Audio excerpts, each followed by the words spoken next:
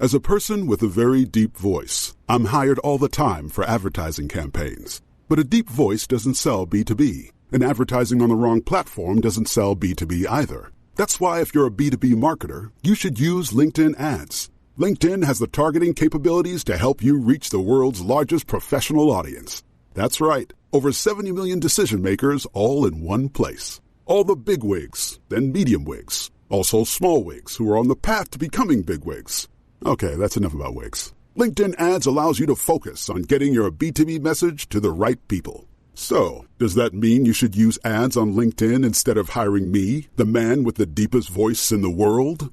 Yes. Yes, it does. Get started today and see why LinkedIn is the place to be to be. We'll even give you a $100 credit on your next campaign. Go to linkedin.com/MPN to claim your credit. That's linkedin.com/MPN. Terms and conditions apply. Entrepreneurs Enigma is a podcast for the ups and downs of entrepreneurship. It's got the wins and the fails that we all face being entrepreneurs, and how we learn from adversity. Every week I talk to a different entrepreneur with a story to tell. I'm Seth Goldstein. Come with me on the journey. This is Entrepreneurs Enigma. Let's get started.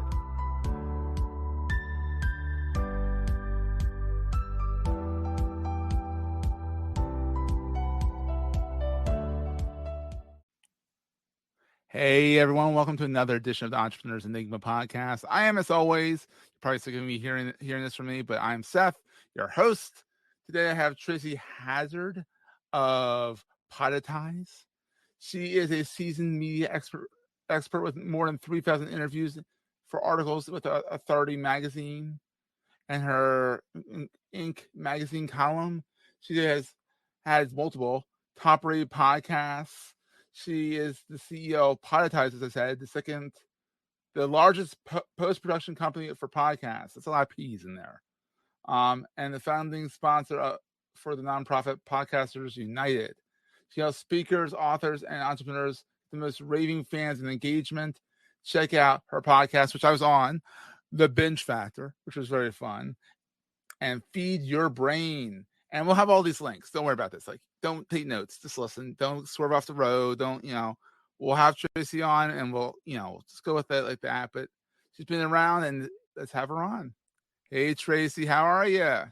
Good to see you again, Seth. So excited to be here. It's been a while. We were just talking before the show that it's been at least a month or so. I think maybe 6 weeks or something. Yeah, close to that. Yeah. Seems like just yesterday it came out. This is awesome. It was fun. And Tracy's a great host, and I know she's going to be a great guest because if you're a great host, you kind of know how to be a great guest. So good. Well, no pressure, right? Yeah, fire away. I'm ready. Fire away. So, Tracy, how did this all get started? Like what's your origin story? I like how broad that is, but like, what's your origin story? How did you get into entrepreneurship and doing your own Poditize thing and all that stuff? Like, give me the origin story a little bit. So I never considered myself an entrepreneur for the first, I don't know, maybe 20 years of my career. I had businesses. I considered myself a business owner, not an entrepreneur. I'd never used that term before. Yeah. And then I was doing we had a consulting business where we would design products that you buy every day. You can still buy our products at mass market at Costco, Walmart, that's Target. Cool. Yeah. So we designed these products and I designed, over 250 in like 3 years or something like that. And they do about $4 billion at retail. So it's a lot of products that we did. Yeah. That's billions. Billions. Yeah, it was big. And so, but of course we were just the lowly designers making 1% on the top of everything. So it was still, not on all the billions. Billions, not bad. Yeah. Well, yeah, but we would make it on the wholesale. So it was a really different thing. And we would work for companies and manufacturers and other things. And we had this manufacturer we were working for, and we'd done what I thought was a really great project.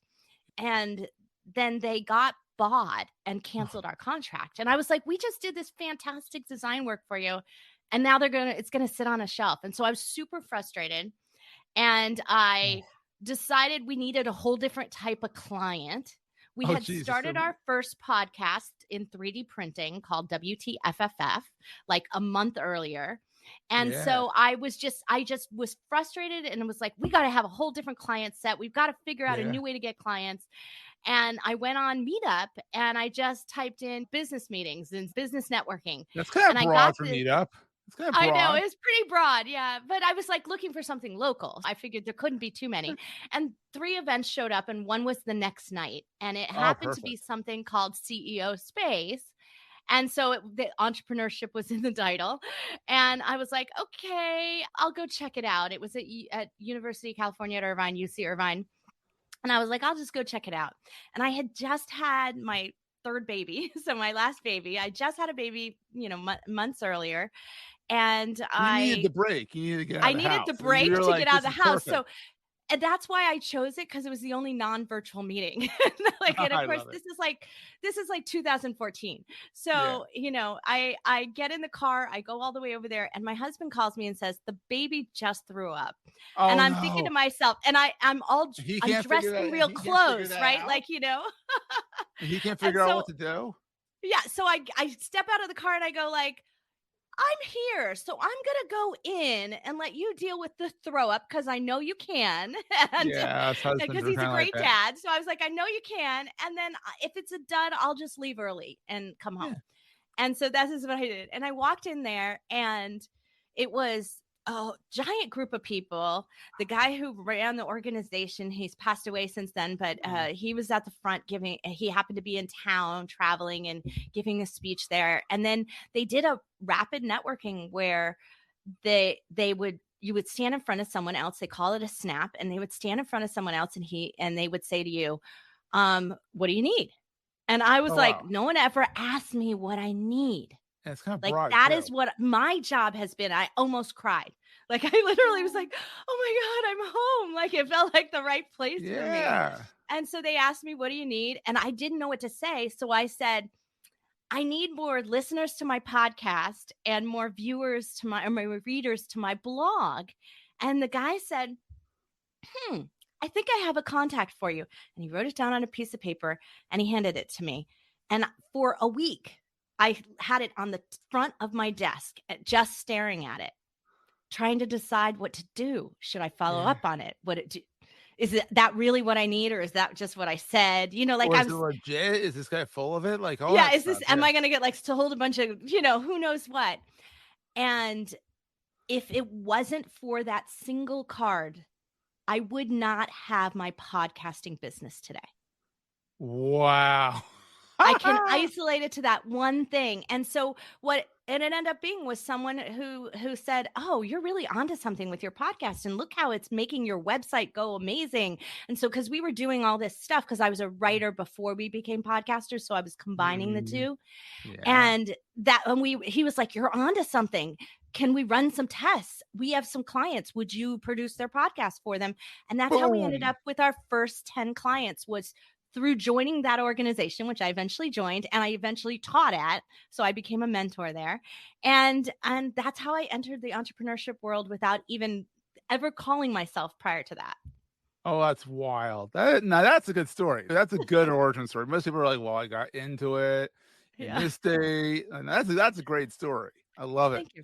We're going to take a quick break, hear from our sponsors, and get right back to the show. You may know you're listening to this show along the Marketing Podcast Network, but did you know there are other great shows on MPN to help your business? Kevin Hunt is one half of a great podcast called Hansen and Hunt on MPN. Kevin, tell us what these fine folks will get out of listening. Hansen and Hunt is a place for marketers and communicators for brands, companies, and organizations of all kinds to stay on top of industry news and trends. Eric Hansen and I discuss things that make them think, things that help them do their jobs better, things that help them hopefully show up smarter with the boss. We are a monthly show, and we've been at it since 2014. Awesome. Where can people subscribe? Their preferred podcast app, of course, or head to hansenandhunt.com or follow our show at marketingpodcast.net. You heard him, folks. Go subscribe. And so fast forward. So how long have you been doing Poditize for? So officially we incorporated and did all of that in 2017, but we'd really been doing it for about a year and a half prior for those 10 people. Yeah, and the problem is they kept referring people to us, and we had this giant wait list. Yeah.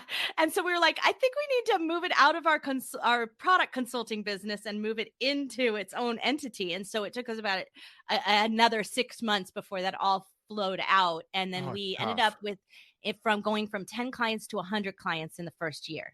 in the first 6 months, really, because it was the first Wow. calendar year. Yeah. So we tripled, and now we have over 1,000 clients that we produce their show. And we also have Wow. our technology and our self-service side of things. So Yeah. that SaaS and all of the stuff that we have there and all the service that we do for podcasters in general, that runs on its own. So we have tons of users on that side as well who never use our production. Living it. I mean, you are living podcasting.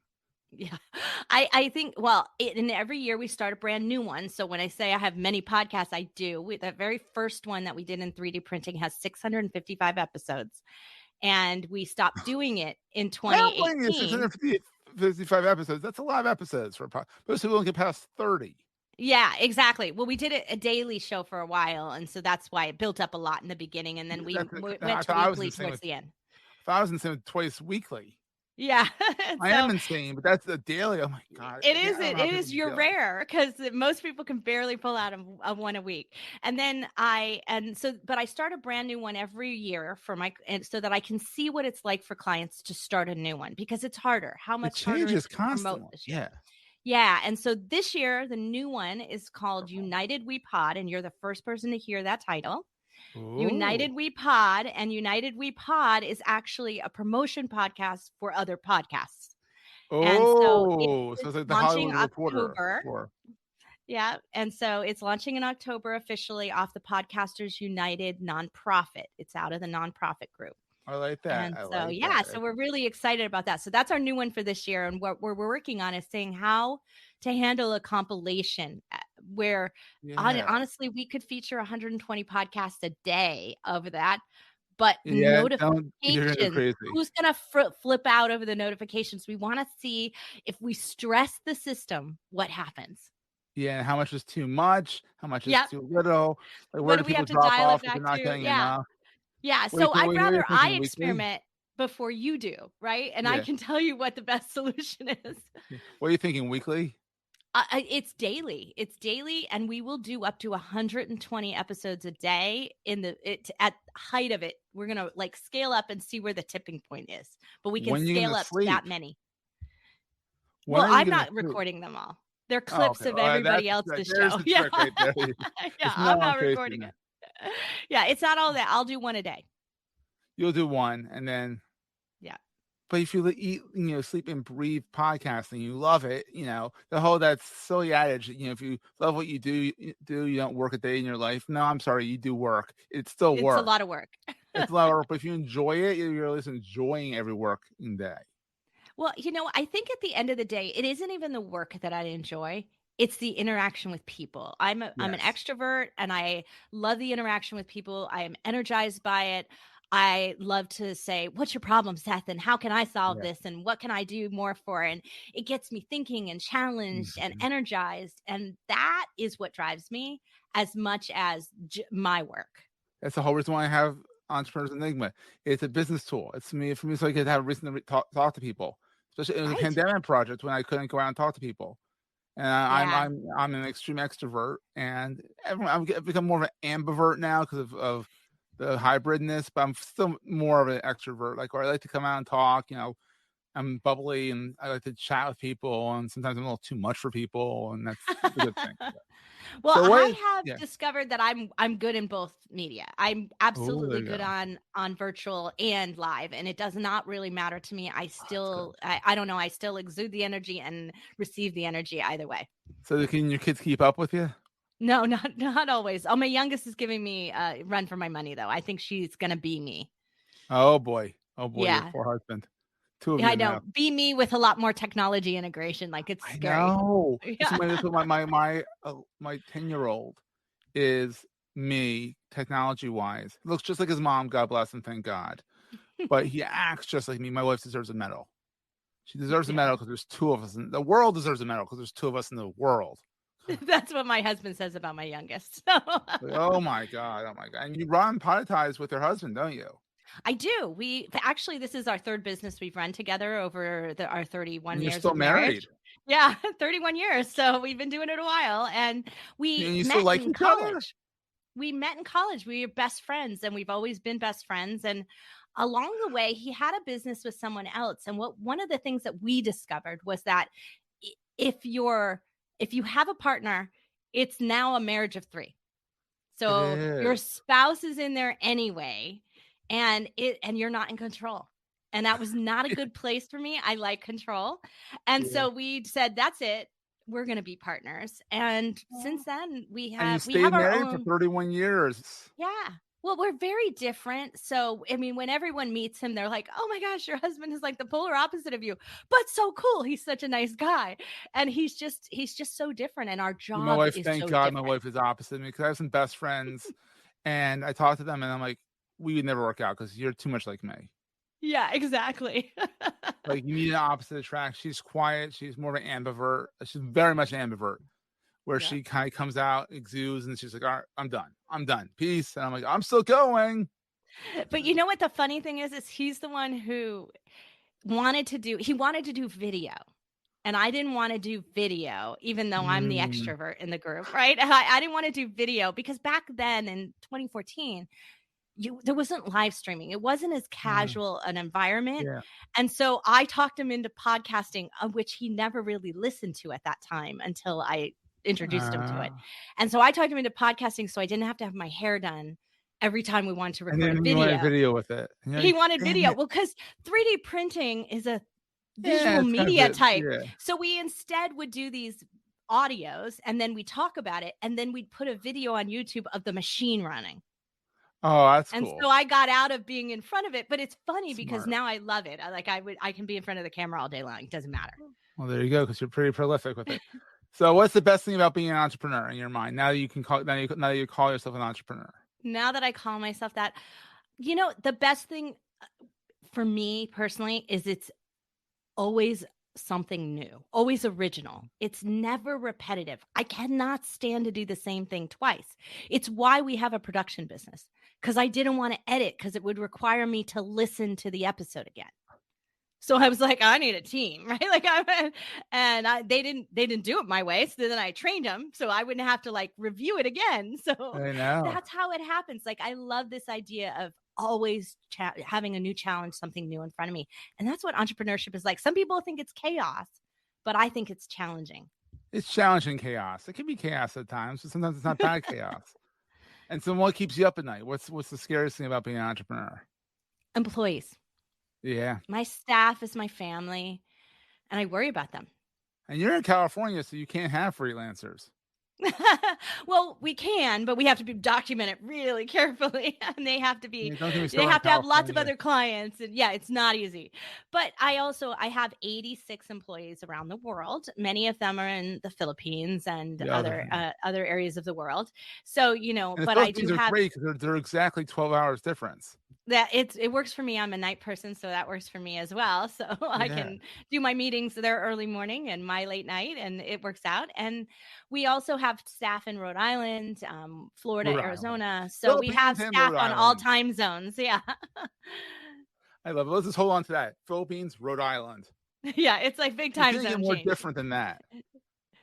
That's a riot. And then, so what is the most important thing to carry with you all the time? That's a great question, Seth. The things that I carry with me, I think it's integrity. If we cannot carry our integrity through everything we do, then we're not being authentic. Mm-hmm. And for me, being in integrity is showing up in the world. Yes. So in other words, if I say I'm going to be here on your podcast, I'm going to be here. I'd have to be dying to not be here. Usually I'm early. You beat me to, you were sitting there waiting. Looking confused. Well, you said 5 minutes early, and I thought I was late. So no, you actually. I stopped doing that. I say 5 minutes early, but no one's ever 5 minutes early. So I'm like, you were. Woohoo! Yeah, that's it. That's first right. Because if I say I'm going to be there, then I'm going to be there. And I think that's what I love the most about podcasting too, is that this is a demonstration of my integrity. I said I was going to show up and I was going to serve you, and I do it. And you have an embodiment of who I am and what I'm about. I love that. It's amazing. It's great. And so people can find you at thebingefactor.com. And that's everywhere, literally YouTube, everywhere. It's incredible. And then poditize.com, which is PODETIZE.com. Yeah, it's And then podcasting and monetize mixed together. Poditize. Oh, that makes more sense. Now even people don't remember that. And you have the Podcasters United podcast coming out. What was that called again? United We Pod. And You're Podcasters flipping and United cutting it off. organization website will launch in October as well. So Oh, and this podcast is coming out in November, so we'll put that it'll already be out. That's why. That'll be awesome. We'll put that in the show notes as well. Tracy, this has been so much fun. I'm so glad we got to chat again. Oh, me too, Seth. Thank you. And thank you for committing to your podcast 2 days a week. Oh, yeah, I love this thing. We are literally, as of time of this recording, we are at 170 episodes. Woohoo! As of today, which is a Thursday. So, and you will be episode, my little cheat sheet over here. You will be episode 183. Ooh, I like that number. I don't know what the significance of that is, but it's a cool number. It works. It works. All right, Tracy, thanks for everything. That was a great show. If you're enjoying Entrepreneurs Enigma, please review us in the podcast directory of your choice. Every review helps other podcast listeners find our show. If you're looking for other podcasts in the marketing space, look no further than the Marketing Podcast Network at marketingpodcasts.net.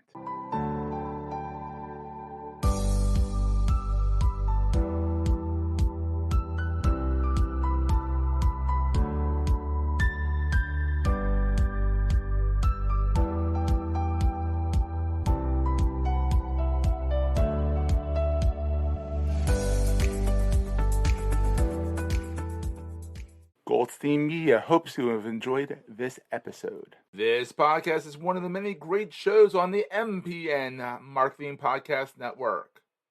You may know you're listening to this show along the Marketing Podcast Network, but did you know there are other great shows on MPN to help your business? Matt Bailey hosts a fantastic podcast called The Endless Coffee Cup. Matt, tell these fine folks what they'll get when they listen. At Endless Coffee Cup, we go beyond the headlines with a regular discussion of marketing news, media, and culture about our complex digital lifestyle. Of course, with my emphasis on education, I have great guests from all over the world that share their stories, giving listeners unique insights into their experiences and expertise. Sounds super useful. Where can people subscribe? They can go to my website at sitelogic.com or find the show at marketingpodcast.net. Or hey, we're everywhere, wherever you get your podcasts. You heard him. Go subscribe. This podcast is heard along the Marketing Podcast Network. For more great marketing podcasts, visit marketingpodcasts.net.